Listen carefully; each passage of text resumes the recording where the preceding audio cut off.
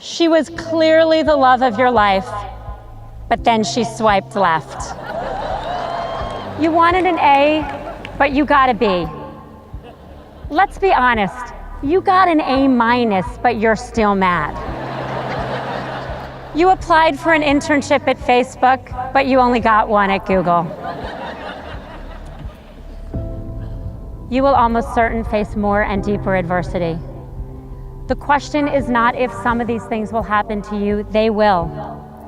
What I want to talk about today is what you do next. Today I'm going to try to tell you what I learned in death. Lessons about hope, about strength, and about the light within us that will not be extinguished. 1 year and 13 days ago, I lost my husband, Dave. We were in Mexico celebrating a friend's 50th birthday party. I took a nap. He went to work out. What followed was the unthinkable. I walked into a gym to find him lying on the floor. I flew home to tell my children that their father was gone. I watched his casket being lowered into the ground. For many months afterwards, and at many times since, I was swallowed in the deep fog of grief, what I think of as the void, an emptiness that fills your heart and your lungs, constricts your ability to think or even to breathe. Dave's death changed me in very profound ways. I learned about the depths of sadness and the brutality of loss. But I also learned that when life sucks you under, you can kick against the bottom, find the surface, and breathe again. One day, my friend Adam Grant, a psychologist, suggested that I think about how much worse things could be. Worse, I said to him, are you crazy? How could things be worse? He looked at me and said, Dave could have had that same cardiac arrhythmia driving your children.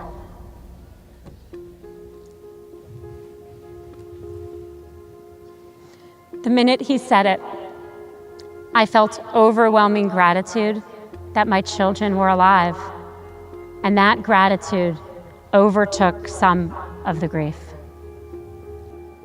Last month,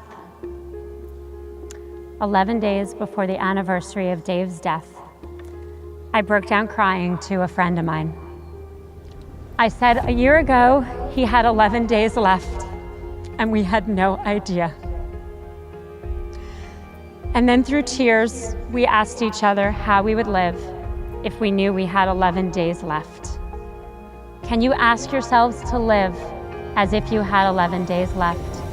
I mean, live with the understanding of how precious every day would be, because that's how precious every day actually is. I stand here today, a year after the very worst day of my life. The worst day. The worst day I can imagine. And two things are true. I have a huge reservoir of sadness. It is with me always. It is right here where I can touch it. But for the first time, I'm grateful for each breath in and out. I'm grateful for the gift of life itself. It is the greatest irony of my life that losing my husband helped me find deeper gratitude. Gratitude for the kindness of my friends, the love of my family, and the laughter of my children.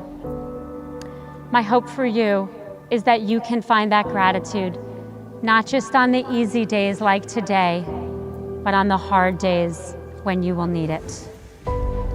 I hope that you live your life, each precious day of it, with joy and meaning. I hope that you walk without pain and you are grateful for each step. And when the challenges come, I hope you remember that deep within you is the ability to learn and grow. You are not born with a fixed amount of resilience. It's a muscle. You can build it up and then draw on it when you need it. And in that process, you figure out who you really are, and you just might become the very best version of yourself. We find our humanity, our will to live, and our ability to love in our relationships with each other. Be there for your family and friends. Lift each other up and celebrate every moment of joy.